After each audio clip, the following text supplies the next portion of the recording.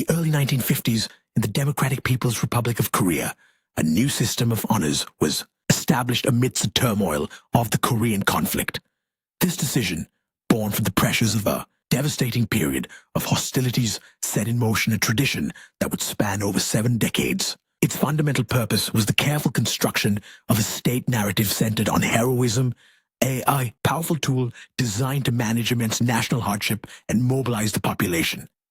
In the early 1950s, in the Democratic People's Republic of Korea, a new system of honors explains the extensive and often bewildering decorations seen on the uniforms of the nation's generals. The custom became so deeply embedded that it extended to the practice of wearing the awards of ancestors, creating a visible and inherited legacy of loyalty to the state. From its inception, the system of honors was bifurcated into 2 distinct streams, military and civil. While both were essential to the state's project, military awards consistently held the highest level of prestige, reflecting the nation's foundational priorities. At the absolute apex of this pyramid of recognition stood the Order of Kim Il-sung. Created in 1972, this honor was not merely an award, but a definitive symbol of inclusion within the most trusted inner circle of power. It is estimated that fewer than 1,000 individuals have ever received this distinction, with presentations traditionally reserved for April 15th, the birthday of the nation's founder. A parallel honor, the Order of Kim Jong-il, was later introduced in 2012 to serve a similar function. Positioned just below these supreme orders was the title Hero of the Republic. This honor was also established during the conflict, originally conceived to recognize acts of extreme and undeniable courage in combat situations. As the nation's ideology evolved, however, the criteria for this title expanded significantly. It came to include extraordinary acts of non-combat bravery, exemplified by the case of a police officer who shielded sacred letters with his own body during a powerful explosion, giving his life for a symbol of the leadership. The sheer scale of losses during the conflict necessitated a much broader and more accessible range of military awards to maintain morale and incentivize service. The Order of Soldiers' Honor was specifically designated for commanders, a strategic choice that reinforced the military hierarchy and ensured the allegiance of the officer corps. This award carried substantial tangible benefits, including automatic promotions, significant salary increases, and the promise of free university education for the recipient's children, embedding loyalty through generational reward. For lower ranking soldiers, the state created the Order of Freedom and Independence and the Military Merit Medal. Meanwhile, naval personnel were recognized through the distinct Order of Yi Sun Sin. Although military medals were symbolically paramount, the majority of honors distributed over the decades originated in the civil sector. The highest civilian award is the title Hero of Labor, another institution born from the crucible of the conflict. It was designed to reward not just soldiers, but also outstanding workers and mothers of many children, reflecting a strategy of total societal mobilization. This title brought with it life-altering benefits, granting recipients access to superior medical treatment, better housing, and educational priority for their children, making it a powerful incentive for civilian contribution. The state also recognized unusual and prolonged contributions to national development. The story of Mr. Chongzil stands as a testament to this principle.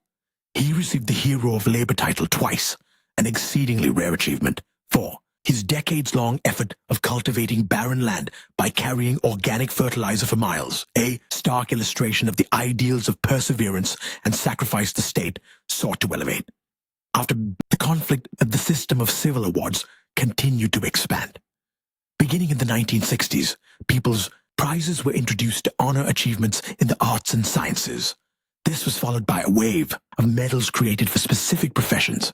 At first, the honors recognized athletes and railroad workers, 2 groups vital for national prestige and infrastructure. Soon, the categories multiplied to include doctors and artists. The scope of recognition grew increasingly specific over time, with unique honors being created for salt makers, electricians, weather forecasters, and tractor drivers. Eventually, the system became so granular that it included awards for movie industry, suppliers, and even statisticians. The total number of state awards was further inflated by a series of medals commemorating key historical events, such as the Army's foundation and the conflict's end. The latest of these was issued in 2008 to mark the 60th anniversary of the DPRK's founding. From the 1990s onward, trophies were also awarded for mass participation in major state construction projects, including the Mount Kumgang power plant in 1996 and the Pektusan Hero Youth Power Station in 2015, transforming labor into a collective act of heroism. The practice of bestowing honors soon moved beyond people, extending into the world of inanimate objects. In the 1960s, a visit by Kim Jong-il to a textiles factory brought national attention to a particular machine, Lathe number 26. This event inspired a national movement promoting productivity and led to a new award for exemplary machinery. In a striking display of this ideology's evolution, that very same Lathe was granted a Hero of Labor Medal in 2012, recognizing its 50 years of continuous service. Other machines were similarly honored. A 15-ton pneumatic hammer, after 3 decades of operation, received both the Hero of the Republic and the Hero of Labor awards in 2001. The power system's remarkable reach ultimately extended into the natural world itself. In the year 2000, a ginkgo tree was officially named a Hero of the Republic. This extraordinary honor was justified by divergent accounts from the time of the Korean conflict, which claimed the tree had sheltered a North Korean vehicle from an opposing aircraft. The legend culminates with the opposing aircraft crashing into the heroic tree, a powerful piece of naturalistic propaganda. With state honors granted to workers, machinery, and even trees, the profusion of medals on a general's uniform becomes entirely understandable. It is the direct and logical reflection of a comprehensive state system. In this system, heroism is not merely a spontaneous act to be recognized, but a national commodity to be manufactured, defined, and distributed to every corner of society, ensuring every subject and object